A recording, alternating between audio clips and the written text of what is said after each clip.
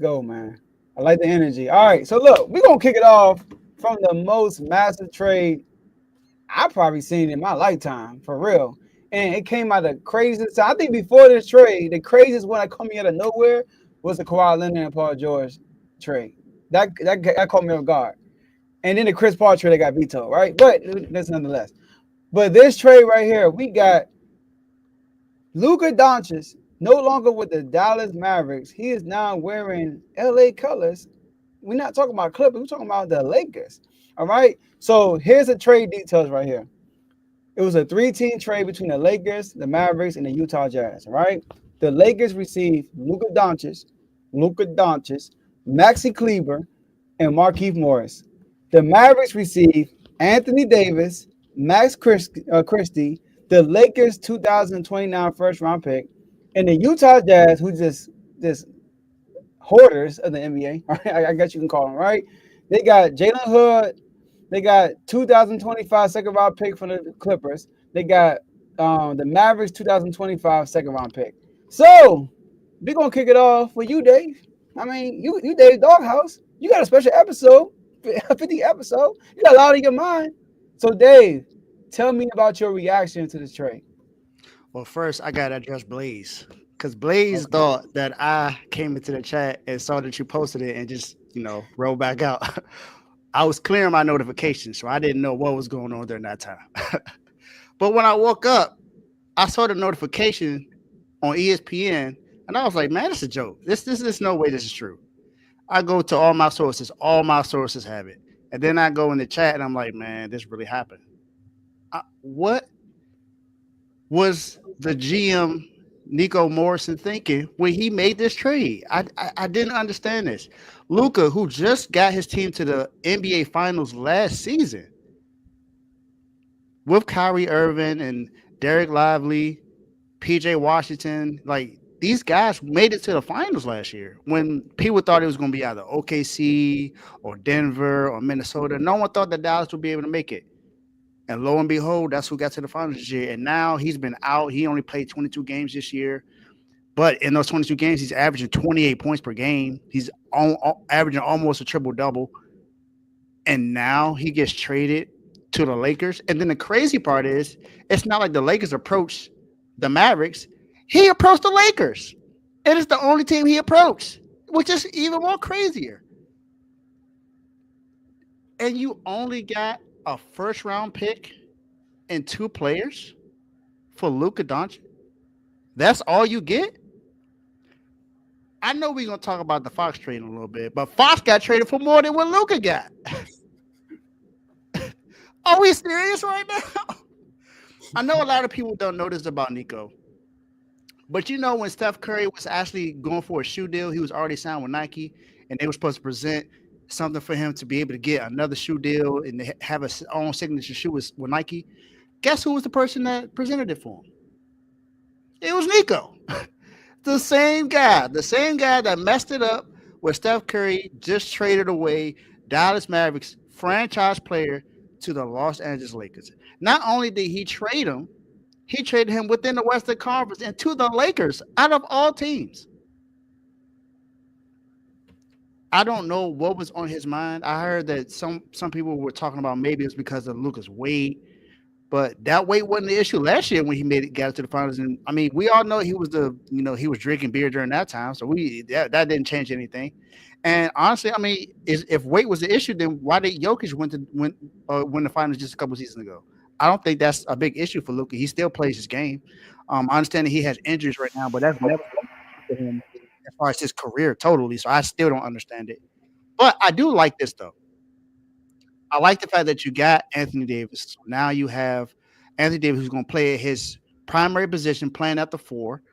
You got Derek Lively and the other center, and you got, like I said, PJ Washington. So the defense is going to be good. I think the Mavericks defensive team is going to be a top 5 defensive team because of this trade.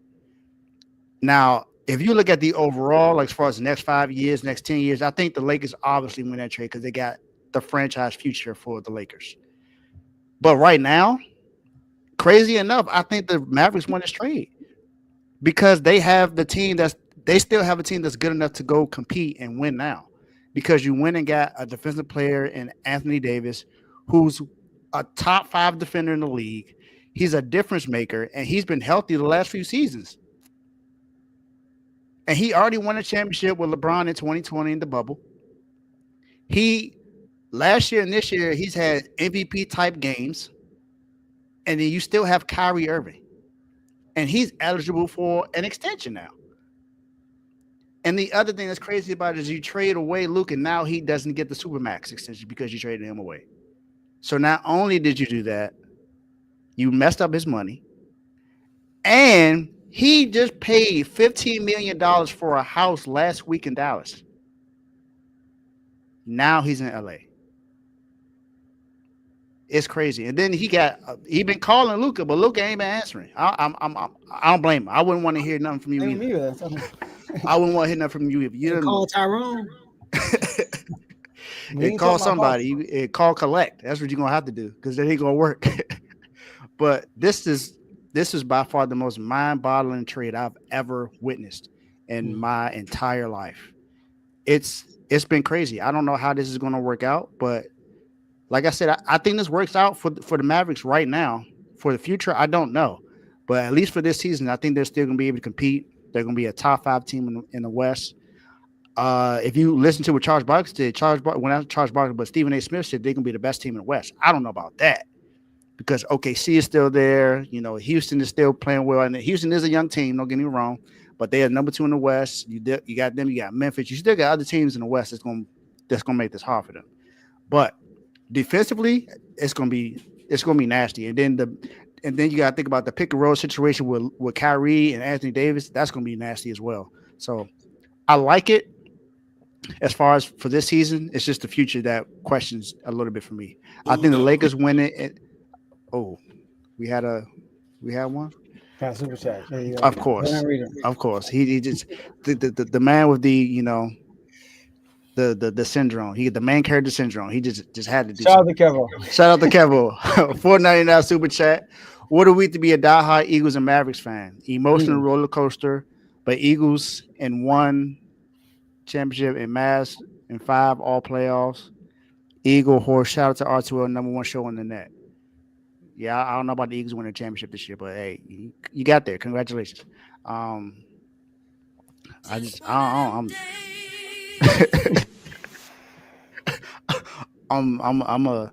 I'm bamboozled right now. I'm about everything that happened the last few days. Man, Pat Riley, are you still asleep? Wake up. Butler's still on the team. Wake up. We need something to happen. Wake up. If Kings get Fox for 6 picks and 3 players, Jimmy Butler. Hey, Dave, something with your audio. I don't know what's going on with your audio. I think Pat's too worried about the Chiefs winning for the 3-peat trademark instead of trading Jimmy Butler. Oh my God. All right, let's go to you, J-Mo. Hey, Trey, that was a good one. Yeah, man, this trade was crazy. Like Joe said, probably the craziest trade I've ever, been alive to see or hear about. But it's gonna be one of them trades where it's like, man, what was you doing when Luka and AD got traded? Like, what were you doing? Well, I remember I called Joe last night, like 9 something. He didn't answer. He calling me back. It's like 12 something, almost 1 o'clock. I'm watching Craven with my wife. I'm like, I'll talk to Joe tomorrow. So halfway through the movie, my wife said, I'm sleepy. We gonna watch the rest tomorrow. I'm like, okay, before we lay down, let me check the chats. Open Instagram, it's Luka everywhere. I don't see nothing about AD. I see Luka everywhere. I'm like, what? In a Lakers jersey. Man, Luka for Anthony Davis? For what? Why? What is the reason? First of all, forget everything else. Luka is one of them ones. Luka is one of those guys that you keep for his career. Like, Luka is really one of them ones. But, man, all the reports, like y'all said something about his conditioning. He's been overweight. His lack of effort on defense and stuff like that. Like, He plays and act like he don't care, think he can survive off talent alone. And I understand that. But for me, it didn't seem like it was to the point of where like a Joel Embiid or where Zion is, to where it's getting in the way of him doing damage to the league, because he's doing damage to the league 5 years in a row, and if he didn't get hurt, would have been 6 years in a row. First team All NBA. Like I just didn't see how it was enough of a reason to trade him, especially for Anthony Davis. Now, as good as Anthony Davis is, I know that sounds crazy. Anthony Davis is like that, but Luka Doncic, you don't trade Luka, man. And if you do, you get the whole NBA back. You should be able to trade Luka and get every other player in the league back. But no, you got Anthony Davis in the first round pick and shout out to Max Christie. But unless the Mavericks win a chip, forget making playoff noise, forget making playoff, because unless they win a chip, Luka already did it when he's with the Mavs. Unless you win the championship, Luka already did it. Luka went to the finals, went to the Western Conference Finals, first team All NBA, one of the best players in the league. So unless you win a chip, you cannot justify trading Luka. You can't. You can't justify it. Now, immediately, regardless, what happens, the Lakers won the trade simply because they got Luka for the next 10 years. Or however long he's gonna be there. Like, and then you complain about his weight and his conditioning and send him to LeBron? If it's anywhere, he's going to learn how to get himself together as far as that stuff, it's LeBron James. Now, one thing I am interested in about this trade is that I think this is the first time Kyrie Irving will be able to play point guard in a competitive situation. Like, he can truly play point guard. Now, he had a chance in Boston, but he got hurt. Like a couple games into the season, he was top 3 MVP vote, and they had the best record in the league, and he got hurt. So, and that was the year they went 7 with LeBron with Jason Tatum rookie year. But I think this is the first time that Kyrie will be able to play point guard. Like he's the point guard. Like when he was on the team with KD, him and KD take turns running the offense, but Kyrie is the offense initiator on the team. So this will be interesting. We're going to see Kyrie in a more facilitating, more patient offensive role. I think this will be interesting. But like I said, unless they win a chip, you cannot justify this trade. You can't. Now, I think you made a good point about the bigs in the Wednesday, because we still got a few like Vucevic, Valanciunas, Jakob Poeltl over there in Toronto. Still a few people, Walker Kessler in Utah, because OKC, we ain't got Hartenstein, and Chet hasn't come back yet. So they still got Chet coming back. So you can kind of say they got some size. The Mavericks just got some size. Jokic alone, you need a big for Jokic alone. So I don't know, man. They might not be the focal point of the teams, but the big men might be coming back, bro. I don't know. But yeah, man, overall, this trade was crazy. And I don't know, man. Craziest trade I've ever seen in my life. Mm-hmm. Trent? Yeah, I mean, to echo everything you guys have said, where were you? I was about in the 3rd hour of REM at the time, sleep, but woke up to the news, and reminded me of, although KD wasn't a trade, I think that KD free agency news broke like in the middle of the night, or it could have been a trade to the Suns. So it kind of reminded me, I don't remember which situation that was, but it kind of reminded me of that, waking up and just being like, wow, what's going on? Obviously, to Dave's point, I think the Mavs are going to be more set for this year, and I do think they have a legitimate chance to make a mark in the West there with AD and Kyrie and their supporting cast.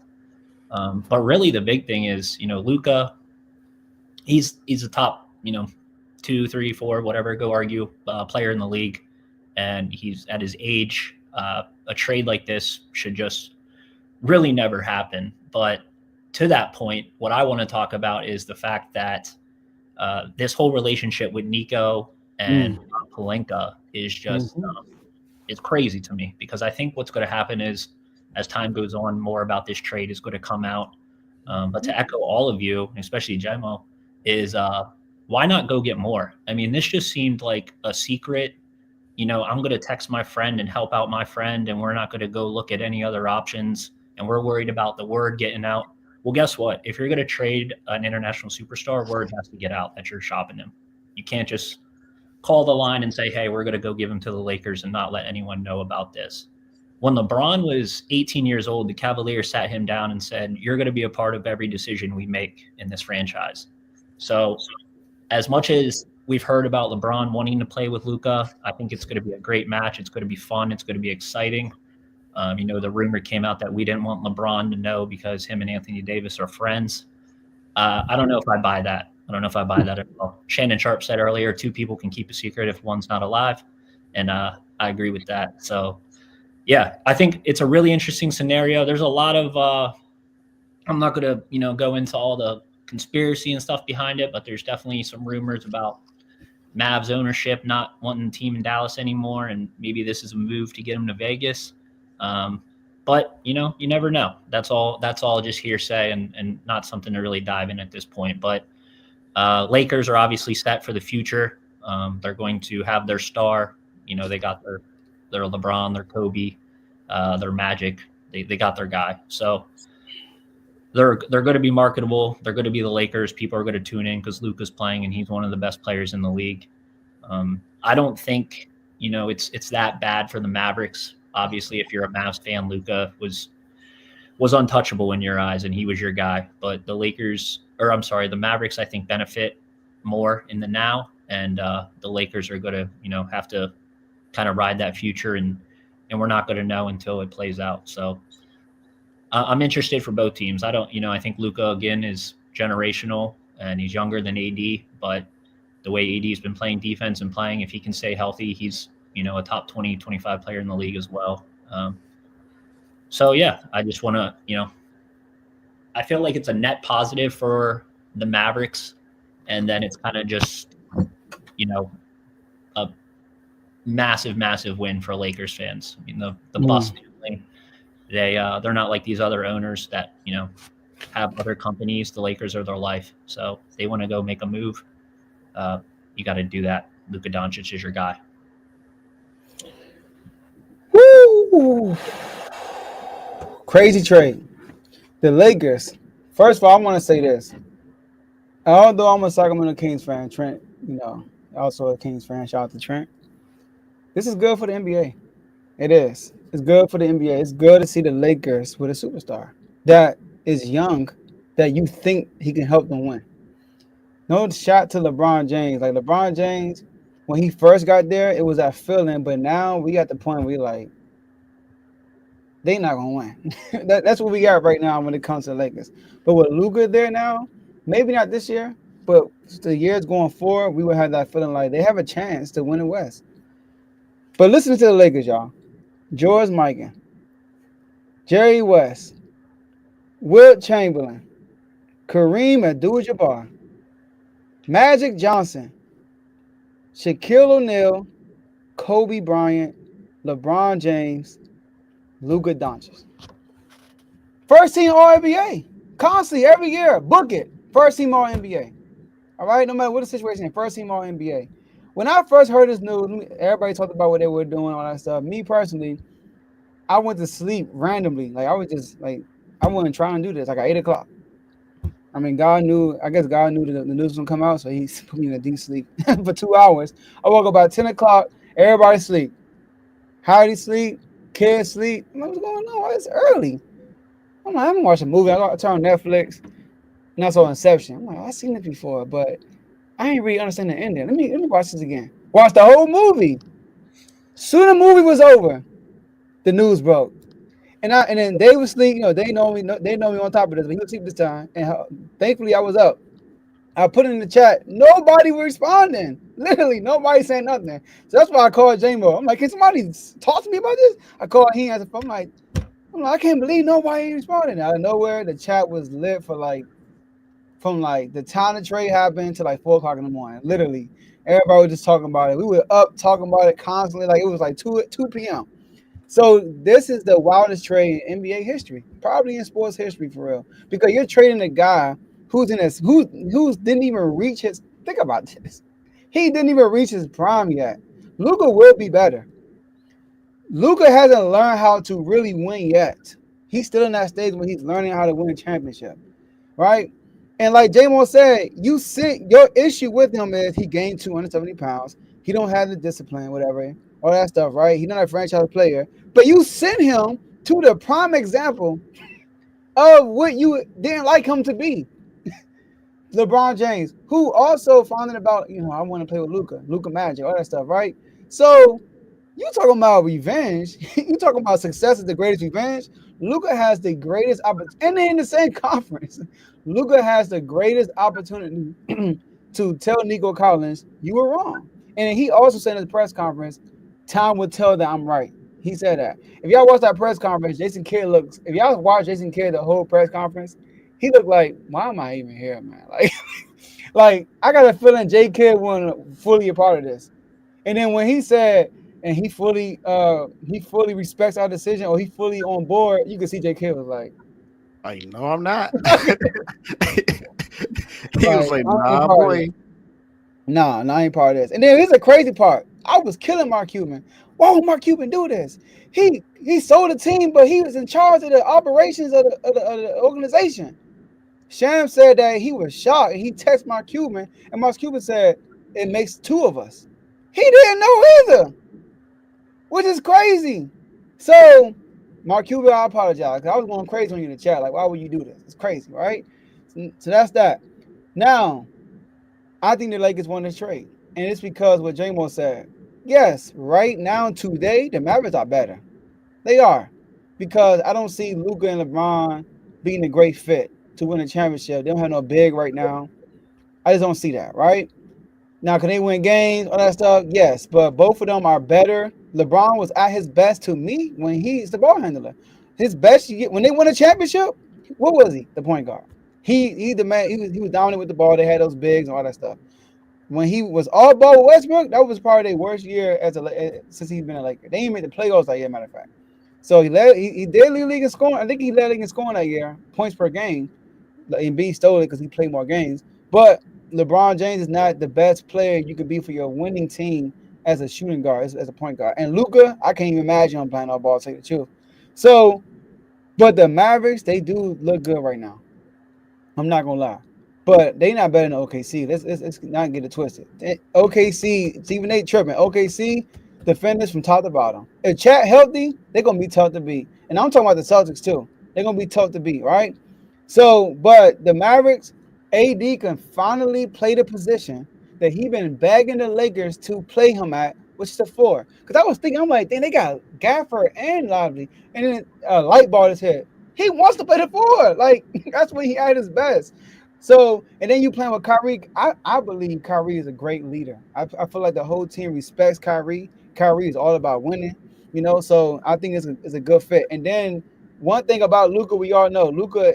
He didn't on defense. He didn't give it his all. He didn't give it his all on defense. He is out of shape. He's one of them guys that he's good without doing the hard work off the court. Like he's talented, so he gets away with murder. But that does catch up with you at the time. But him being with LeBron is a good situation. So I think the Lakers won. It's a crazy trade. I'm dying to see what both players got to say because nobody knew about this. LeBron didn't know, AD didn't know, Luka didn't know, Kyrie didn't know. Nobody knew, and they've been talking for 4 to 5 weeks. That's what Nico Collins said. Him and Pelinka been behind the scenes talking for 4 to 5 weeks. It was just them two and the owners. That's it, which is crazy. So we'll see. We'll see what happens. And the Mavericks owner laughed at it. He didn't think he was serious. He laughed. That's crazy. Like- Also, a few things right quick. I saw something that said that the Mavericks, like in 2023, Jason Kidd or whatever had approached Luka about his weight and conditioning, and that he need to get serious. And Luka, I guess, kept doing what he do. And it was about 2 or 3 employees that he had strong relationships with. Yes. That they fired. I guess they fired him trying to send him a message like, get yourself together. Or, you know what I mean? We going to start getting rid of. And these are people that was working with the Mavs before Luka even got there. And they ended up getting caught in the crossfire. They fired him trying to get at Luka. And it seemed like the plan backfired. They fired him for no reason because not Luka out of there. So, I think that's crazy. I watched a small clip earlier of Chris Broussard, Joe, and he made a point about what you said about LeBron playing off ball. He said that when LeBron first teamed up with Wade, they both was like ball dominant, so they had trouble playing it with each other. But the difference is they both were elite defensively. Neither one, Luka at all, and LeBron here and there can be elite, but he's 40. You ask LeBron to do that, he might not play the whole season if you ask him to do And that. Austin Reeves in the backcourt. Austin Reeves. So like he said, now that the defensive dynamic is out, like it's gonna be tough to see how they play off ball. And the last thing I wanted to point out was, I guess you was naming all the Lakers that only won a chip because Elgin Baylor. No, I was naming like the cornerstones. You know what I mean? Elgin Yeah, Baylor, Elgin Baylor too. 38 and 18. That's all I'm saying. Yeah, I just felt bad for him. Yeah, I did. Shout This out man to retired man. when they won the ring. It's been gone. Yeah. Anybody, we good? We can move to the next topic.